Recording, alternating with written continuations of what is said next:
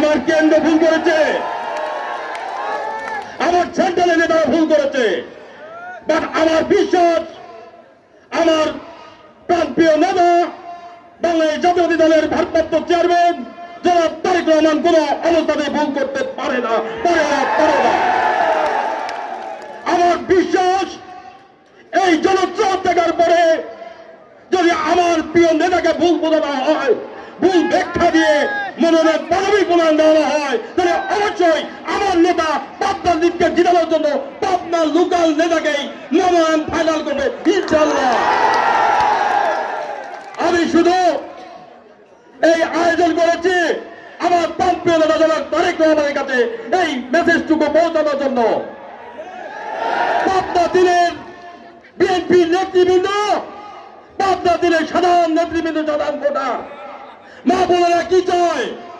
মা বোন ভাইরা চায়, সুদীজন চায়, শ্রমজীবী চায়, যারা কৃষি কাটে মাঠে ঘাটে কাজ করতে পারা চায়। বাংলাদেশ জাতীয়তাবাদী দলের বিএনপির ঝান্ডা আগামী ত্রয়োদশ সংসদ নির্বাচনের ধানের শীষের মনোনয়ন যেন এই চাঁদপুর ভারত ফরিদপুরের লোকাল সন্ধানকে দেওয়া হয়, কোন বহিরাগতকে নয়। বহিরাগতকে প্রত্যাখ্যান করছে পাবনা দিনের সকল নেতৃবৃন্দ, সকল কর্মীবৃন্দ। ভাইরা আমার, লাল কার্ড দেখিয়েছে সেই বহিরাগত মানুষকে। আমি ওনাকে সম্মান করি, শ্রদ্ধা করি, উনি দলের অনেক বড় নেতা। তাই আমি বলবো যেহেতু ওনার নিজের ধুয়ে জায়গা পায় নাই, নিজের ধুয়ে গণপিটুনি গায়ে বিদায় নিয়েছেন, সেখানে যান, নইলে সেন্ট্রাল থেকে ওনাকে সম্মানিত করুন। আমি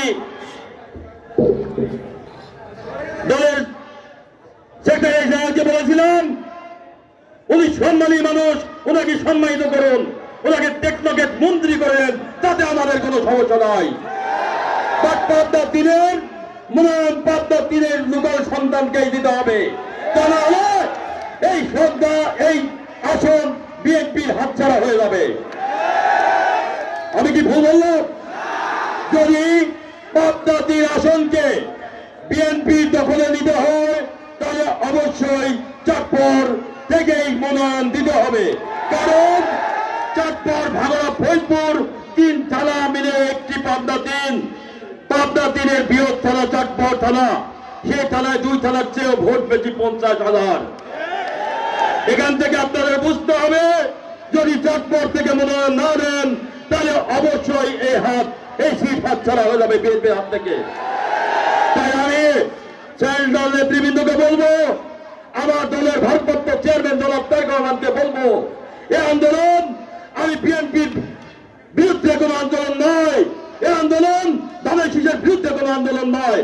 আমরা বিএনপি করেছি দীর্ঘ 17টা বছর আওয়ামী লীগ সরকারের সঙ্গে যুদ্ধ করে, গুলির ভয় পাইনি, জেলের ভয় পাইনি, আন্দোলন সংগ্রাম করে গেছি।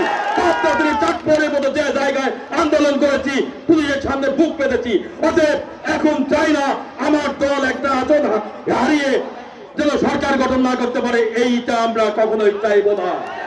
আমরা চাই, মনে প্রাণে বিশ্বাস করি বাংলাদেশ জাতীয়তাবাদী দল আগামী জাতীয় সংসদ নির্বাচনে সরকার গঠন করে দেশ পরিচালনা করবে, সেই সঙ্গে পাবনা দিনের এমপিও সংসদে বসবে এবং চাঁদপুরের লোকাল সন্তান হিসাবে চাঁদপুরের লোকাল সন্তানই সংসদে বসবে ইনশাআল্লাহ। বহিরাগত কোন সন্তানকে আমরা মেনে দেব না। সাধারণত বিএনপির একজন তৃণমূলের নেত্রীও চায় না, মা বোনেরাও চায় না, যেখানে মা বোনদের ভোট প্রায় 2.5 লক্ষ। আপনারা ঘরে ঘরে খবর নিয়ে দেখেন মা বোনরা কি বলছে, যদি আমাদের চাঁদপুরের সন্তানকে যদি মনোনয়ন না দেওয়া হয় তাহলে আমরা জামাতকে ভোট দিব, আমরা সাধারণ জনতারা পাবনা 3 থেকে যে দাঁড়াবে তাকেই ভোট দিব। এই কথাতে আমরা শঙ্কিত, আমরা কষ্ট পাই। আমরা চাই আমার দলের ভারপ্রাপ্ত চেয়ারম্যান জনাব তারেক রহমানকে আবারও করজোরে অনুরোধ করব, আপনার বিরুদ্ধে কোনো আমরা আন্দোলন করছি না, এই আন্দোলন করছি আপনার দলের সাধারণ নেতা কর্মীর আন্দোলন। এই আন্দোলন পাবনা দিনের সংসদ সদস্যকে জিতানোর আন্দোলন। এই আন্দোলন আগামী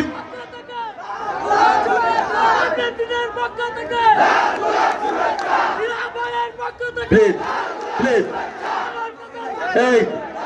এই থামান না কেন? এই আন্দোলন আগামী জাতীয় সংসদ নির্বাচনে পাবনা দিনের লুকার সন্তানকে জয়যুক্ত করে বাংলাদেশ জাতীয়তাবাদী দলের পক্ষে সরকার গঠন করার লক্ষ্যে আমরা কাজ করছি ইনশাল্লাহ। আমরা শেষ পর্যন্ত কাজ করে যাবো বিএনপির পক্ষেই। তাই আমি আবারও বিনীত অনুরোধ করবো, আসুন দেখে যান চাঁদপুর ভালো চাঁদপুরে মানুষ কি চায়, কি চাচ্ছে। আমি সাংবাদিক ভাইদের মাধ্যমে বিনীত অনুরোধ করবো, আপনারা উঠায় ধরুন যে আন্দোলন শুরু হয়েছে এই আন্দোলন থামানো নয়। বহু চিন্তা করেছেন আজকে এই আন্দোলন দমানোর, এই আন্দোলন ঠেকানোর প্রত্যেকটা ইউনিয়নে দুর্গা করার চেষ্টা করেছেন। আমি জানি আপনারা কিছুই করতে পারবেন না, কারণ পাবনা তীরের সন্তান, পাবনা তীরের সাধারণ ভোটার, পাবনা তীরের বিএনপির নগণ্য একজন কর্মী চায় তার লোকাল সন্তানকে এমপি জানি দেখতে চায়। আর তারই কারণে আজকে এই বালুচর মাঠ দেখেন রোডে ঘাটে কোনো পা ফেলানোর জায়গা নাই, কানায় কানায় পূর্ণ হয়েছে। এখান থেকে যে বহিরাগত এসেছেন আপনি নিজে বুঝলেন আপনাকে কিভাবে চাঁদপুর ভাঙড়া ফরিদপুর তথা পাবনা দিনের সাধারণ ভোটাররা আপনাকে কেবল লাল কার্ড দেখিয়েছে। আমি চাই আপনি পরালয় বরণ না করে আপনি যদি দলকে ভালোবাসেন অবশ্যই দলের হাইকমান্ডকে আপনাকে বলতে হবে আপনি আমাকে এখান থেকে উঠিয়ে নেন। আপনি যদি দলের মঙ্গল চান তাহলে অবশ্যই পাবনা দিন ছেড়ে চলে যাবেন, কারণ আপনাকে দিয়ে পাবনা দিনের সংসদ সদস্য হিসাবে জিতানো সম্ভব নয়। যদি সংসদ সদস্য জিতাতে হয় তাহলে চাঁদপুর থেকেই চাঁদপুরের লোকাল সন্তানকেই মনোনয়ন দিয়ে ধানের শীষকে জিতাতে হবে। তা না হলে আমি আবারও বলছি আমরা এই আসন হারাবো। আমরা কষ্ট দীর্ঘ 17 বছরের কষ্ট আওয়ামী লীগ ফ্যাসিস্ট সরকারের সঙ্গে যুদ্ধ করেছি, পুলিশ প্রশাসনের সঙ্গে যুদ্ধ করেছি।